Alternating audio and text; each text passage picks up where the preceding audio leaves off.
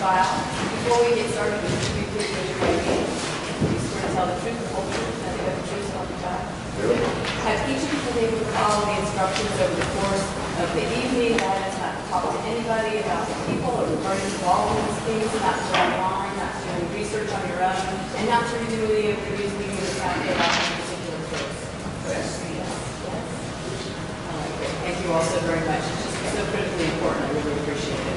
So yesterday where we left off was with the plaintiff's examination of Mr. Foley. The plaintiff has just a few more questions. So Mr. Carter, I'll turn it over to you and then we'll go to cross-examination. Thank you, Your Honor. Professor Foley, just one last thing to cover with you. And I believe you have a copy of the Code of Ethics in front of you. I'm just going to read the part at the bottom, and I'm just going to ask you a question about it. And I'll read it. The part at the bottom says, the SPJ Code of Ethics is a statement of abiding principles supported by additional explanations and position papers at spj.org that address changing journalistic practices. It is not a set of rules, rather a guide that encourages all who engage in journalism to take responsibility for the information they provide, regardless of medium. The code should be read as a whole. Individual principles should not be taken out of context. It is not, nor can it be, under the First Amendment, legally enforceable. You see that? I do.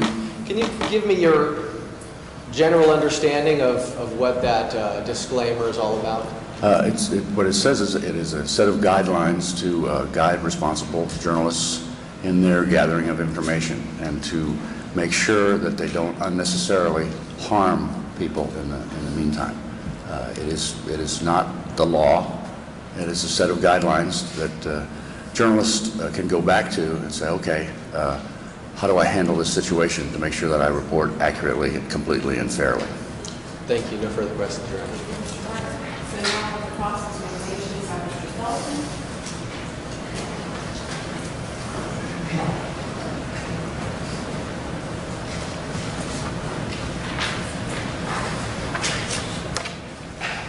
Good morning.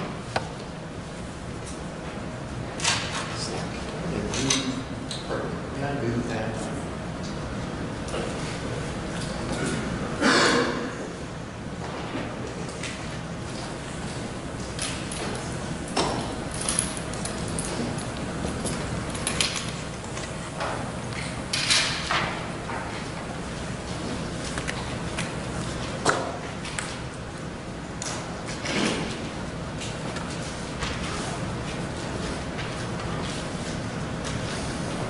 Good morning. Good morning, Professor Foley. Mr. Sullivan? Your Honor, may I have permission to approach the witness? Two things just to make the examination flow a little more smoothly, or at least that is my hope.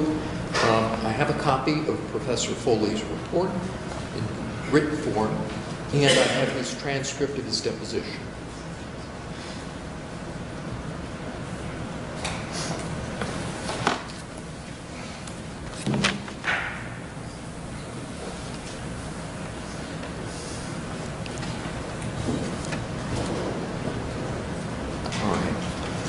Professor Foley, let's begin kind of where we started yesterday. We're just going to go back through a few things about your professional background, okay? Yes. All right. Now, your first job in journalism as a reporter was in 1970, right out of college, right? That's correct. Okay. And after 3 years as a reporter, you became the paper's assistant city editor, right? It was between 2 and 3 years, yes. Okay. And this is at the St. Petersburg Times? No, this was at the Evening Independent, the afternoon paper. Okay. Then, I take it at the St. Petersburg Times, you worked your way up through the ranks, as you told us yesterday. Yes. Right? Okay. You ultimately, working your way up through the ranks, you ultimately became the newspaper's executive editor, correct? That is correct. Okay. And the year you became executive editor was what? 1990. Okay. Now you held that position as executive editor for 2 years, right? That's correct. Okay. So that takes us up to 1992. At that point, in 1992, you moved to the news department. You moved, pardon me, from the news department to the corporate side of the paper, right? That is correct. Okay. So after 2 years as executive editor, you moved over to the corporate side. Now, you didn't seek to move to the corporate side, did you? No. Okay. Your job, and I think you explained some of this to us yesterday, your job on the corporate side, initially, was Director of Community Affairs, right? I'm not totally sure of the title, but yeah, that was in there at some point, excuse me. Okay, fair enough. And you explained to us yesterday that you told us, well, the position was essentially that I was the face of the newspaper, right? That is correct. Okay. And as the face of the newspaper, you dealt with community functions, you handled scholarships and grants, right? Yes. You would MC charity events, right? Yes. Okay. And in that corporate capacity, as the face of the newspaper, you did not have any editorial duties, did you? I did not. You did not. Okay. So that we're all clear, as of 1992, you did not have a substantive news role, did you? That is correct. Okay. In fact, you had no news role at all, right? Yes. Did no reporting, right? Yes. Okay. Did no editing, right? Yes. Okay. After a year, this is where I think the bit of confusion about the titles. After a year, you became vice president in charge of community relations, right? That sounds about right. Yeah, okay. So that we're clear, same duties, but you got an elevated position, right? Correct. Okay. Now, in that capacity, you had a bigger staff. You now have a full staff of event planners, right? Yes. Okay. And you served in that capacity until 1997 or 1998, correct? I think it was 98, yes. Okay. And at that point, you lost your position doing that, correct? My job changed, yes. Okay. And I believe you explained to me in your deposition that they brought in a marketing person to take over your department, and you explained to me that you don't have a lot of marketing experience, right? That's correct. Okay.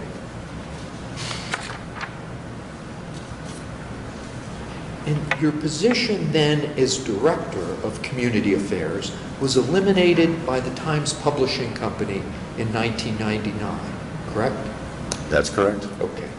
And at that point in time, you left the company altogether, right? Yes. Okay. Now, at that juncture, 1999, the newspaper didn't offer you an opportunity to go back over to the news side, did it? No. Okay. So now, just to kind of sum up that kind of your career, if I have this right, you were a reporter for only 3 years, right? About, yes. Okay. Not been a reporter since 1973, correct? That's approximately correct. Okay. So by my math, as we all know, you got to watch me carefully on math because it is not my strong suit. By my math, that would mean that you have not worked as a reporter for 43 years, right? That's correct. Okay. And you have not worked in a newsroom in any capacity whatsoever since 1992, right? That's correct. Okay. So, applying our math skills, that would mean not worked in a newsroom for 24 years, right? That's correct. Okay. So you have not been a practicing journalist since 1992. Okay. Yes. We'll agree. All right. Now, you have spent your entire working career in print journalism, right?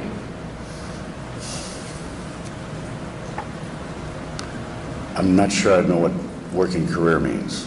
When you were working at the paper here locally? At the paper. Yes, sir. That was print journalism, yes. Yeah. You were a working journalist then, right? Yes. Okay. Now, when you left the newsroom in 1992, the St. Petersburg Times didn't have an online version of the newspaper, did it? I don't believe so. No. And so you were never responsible at the St. Petersburg Times for putting out an online version of the newspaper, were you? No? No. And you've never worked for a web-based publisher, have you? I now work at the University of Florida, and I spend time in what we call the Innovation News Center, the INC, which has a web news presence, WUFT, and I spend an afternoon a week in there with students working on stories that fall on online publications. Okay. So you spend an afternoon a week at the university working with these journalism students? I work with them. I'm focused in the newsroom at that time. However, all my students work for many of my students work for online publications, and they come see me. We talk about it frequently. And this, what you're telling us about, is in your capacity as a professor. This is in an academic context, right?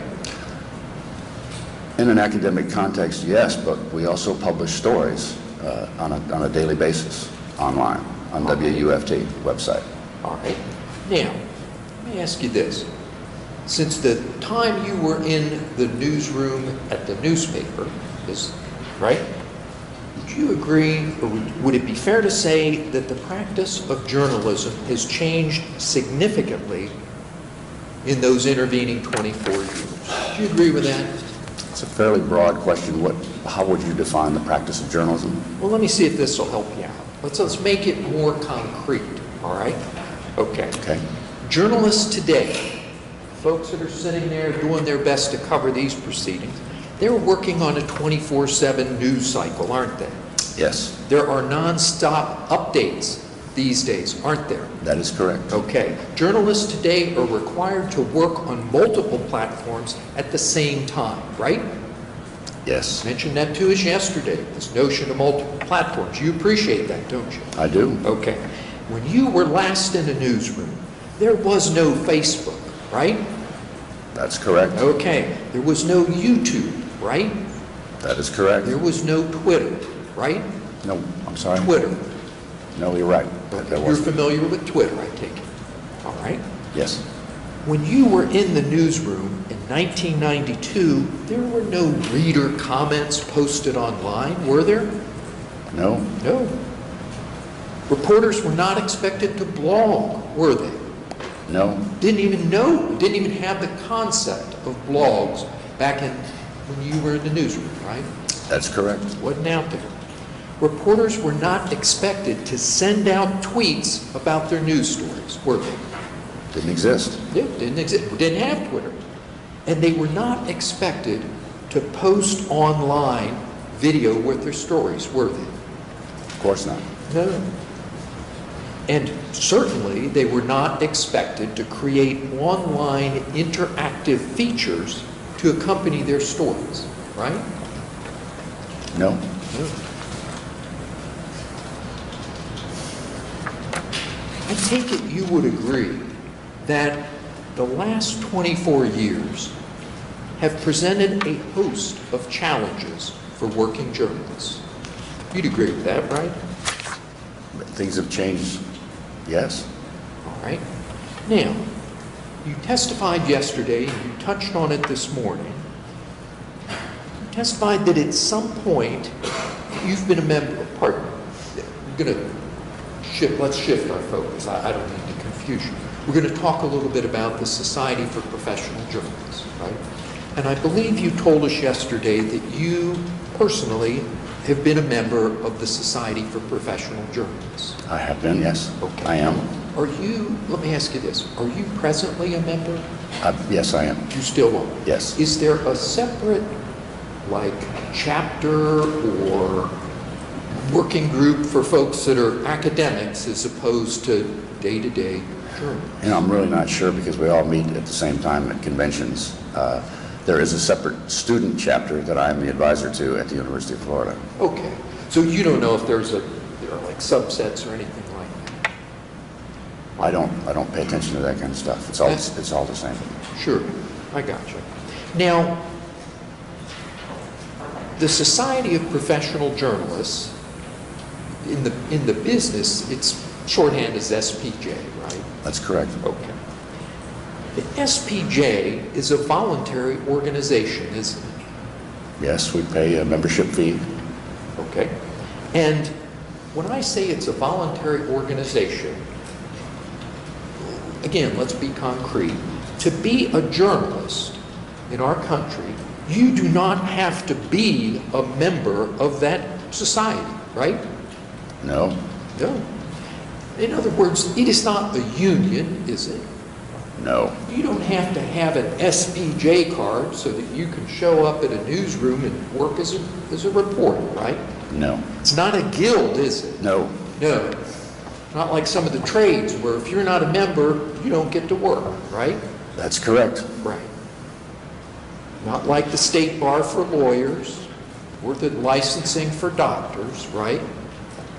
Correct. Okay. Now, you explained to us yesterday, touched on it, that the SPJ puts out a code for its members, right? Yes. Okay. And that's the code that you talked about yesterday, and you had some additional comments for us first thing this morning, right? Correct. Okay. That code that we looked at yesterday, it is not enforceable, is it? No. No. The code is not a set of rules, right? It's a set of guidelines. Set of guidelines. All right. Again, let's make this a little more concrete. If someone violates the code of ethics, they don't follow all those little guidelines, those suggestions that you went through yesterday. If someone violates those, the Society of Professional Journalists does not convene a hearing, and they don't call this journalist before them and bring him up on charges, do they? No. No. In fact, the Code of Ethics on its face disclaims that, doesn't it? Just read that this morning. There you go. Now, let's look again at that portion that we looked at. Kim, if you could, we're going to go to that same point Mr. Harder directed you. If you could blow up the whole thing, in case he wants to see the whole thing. Or do you have a copy up there I of do. the code? Oh, there you go. All right. If you could blow that up larger.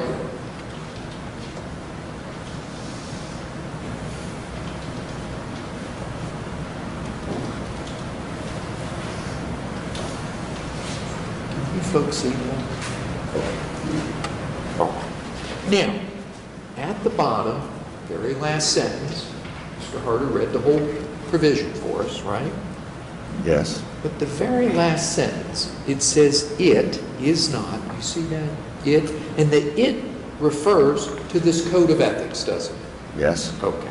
So it says it is not, nor can it be under the First Amendment legally enforceable. You see that? I do.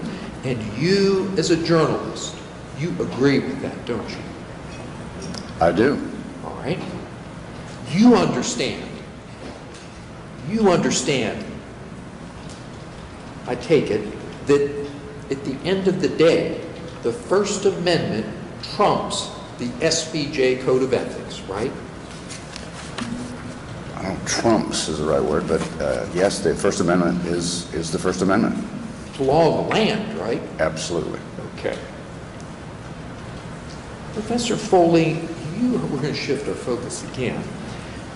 You heard Mr. Balea and Mr. Houston testify yesterday. You have been sitting in the court watching these proceedings with the rest of us, right?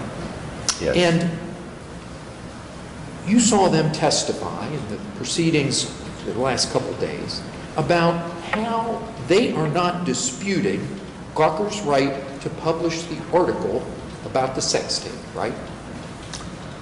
I don't know that I heard Mr. Balea say that directly, and I did not listen to, I was out of the courtroom for the direct testimony of Mr. Houston. You didn't hear the exchange about, well, we're not really complaining about the words. You didn't hear any of that? I did hear some of that, yes. Okay, some of that. Yeah. All right, fair enough. You would agree that the commentary is protected by the First Amendment, wouldn't you?